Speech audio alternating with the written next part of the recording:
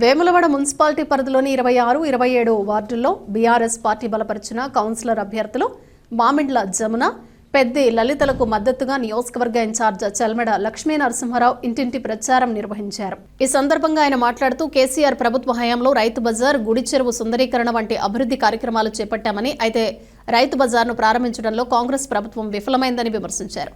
Ward అభివృద్ధి కొనసాగాలంటే car గుర్తుపై vote వేసి బీఆర్ఎస్ అభ్యర్థులను అధిక మెజారిటీతో గెలిపించాలని ఆయన కోరారు.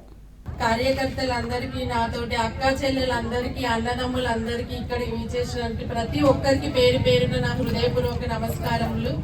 26వ వార్డు ప్రజలందరికీ నేను తెలియజేయనది ఏమనగా, వార్డులోని సమస్యలన్నిటిని మీ ముందు ఉండి పరిష్కరించి ఆదర్శ వార్డుగా తీర్చిదిద్దుతానని అందరికీ తెలియజేస్తున్నాను. మీరందరూ నాకు ఒక అవకాశం ఇచ్చి మీ ఇంటి ఆడబిడ్డగా భావించి నన్ను అత్యధిక మెజారిటీతో మీరందరూ నన్ను గెలిపించాలని మీ అందరికీ శిరస్సు వంచి పాదాభివందనాలు తెలియజేస్తున్నాను. నమస్కారాలు.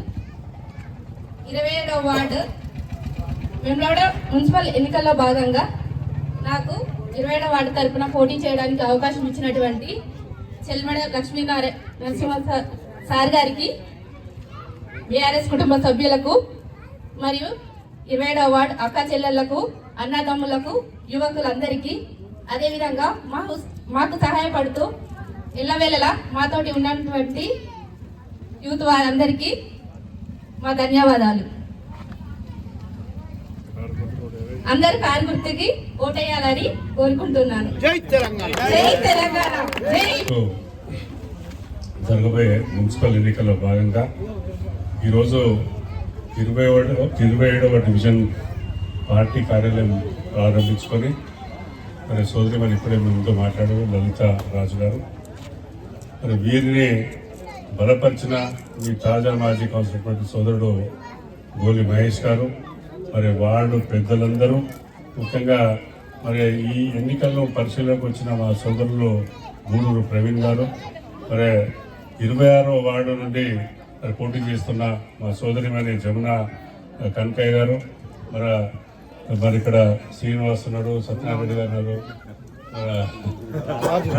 రాధాకిషన్ గారు ఉన్నారు, రాజు ఉన్నాడు, ఇంకా చాలా మంది ఉన్నారు. ఇక్కడ పెద్దలందరూ పేరు పేరున మరి ఇప్పుడే మా అందరితో మాట్లాడుకుంటూ ఆయన బాధను వ్యక్తపరచండి. కానీ ఇక్కడ హిందూ ముస్లిం అని ఏం లేదు, వాళ్ళకి అవకాశం రాలేదు, అది వేరే. సరే, ఏదేమైనా ఎన్నికలు వచ్చినప్పుడు ఎవరి ఆలోచన వాళ్ళు చెప్తారు, ఎవరి విషయాలు వాళ్ళు చెప్తారు, ఇవన్నీ సహజమే. ఒక్కసారి మీరు గుర్తు చేయదలుచుకున్న కొన్ని విషయాలు మీరు విశ్లేషించాలి. ఇదేంటంటే ఎన్నికలు రాగానే మసిమూసి మారడం చేసి ఏదో మిమ్మల్ని మాయపెట్టే కార్యక్రమం చేస్తారు. 2023లో కూడా కాంగ్రెస్ పార్టీ అదే చేసి, తెలంగాణలో కేసీఆర్ గారు మరి ఒక గ్రామీణ ప్రాంతంకి వెళ్ళొచ్చి గ్రామీణ ప్రాంతంలో ప్రజల కష్టాలు ఎట్లుంటాయి అని ఆలోచించి మరి మీకు అన్ని వెసులుబాటు చేసే కార్యక్రమాన్ని ఎప్పుడైతే చేసిండ్రో మరి ఆ కార్యక్రమాన్ని మరి ఇలా వీళ్ళు కొనసాగేయాలన్నా అన్ని అడ్డంకులు పెడతా ఉండరు. ఈ మధ్యలో నిన్న ఇవాళ పేపర్లు చూస్తుంటే మీరు మీ అందరూ కూడా గమనించండి, 1,110 కళ్యాణ లక్ష్మి చెక్కులు కూడా బౌన్స్ అవుతున్నాయంటే ఏ పరిస్థితిలో ఉన్నా మనము అని ఒక్కసారి గుర్తు చేసుకోండి.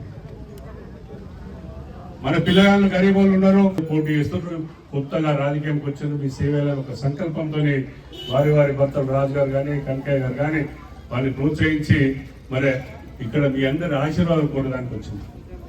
ఇలా మీరు వీళ్ళకు ఓటేస్తే వీళ్ళ గెలుపుతో పాటు కేసీఆర్ కు మీరు మా గుండెలలో ఉన్నారు, మేము కారు గుర్తుకు ఓటేస్తే మీరు ముందట్టుకొని తప్పకుండా మళ్ళీ బీఆర్ఎస్ గవర్నమెంట్ తెచ్చుకొని మా బతుకులని బాగు చేసుకుంటామని ఒక ఆలోచన సమయం ఆసనని సభకు ఎందుకు తెలియజేస్తాను. అందుకని మా అక్క చెల్లెళ్ళు, అన్నదమ్ములు, పెద్ద మనుషులు అందరూ కూడా మీరు ఆలోచించండి.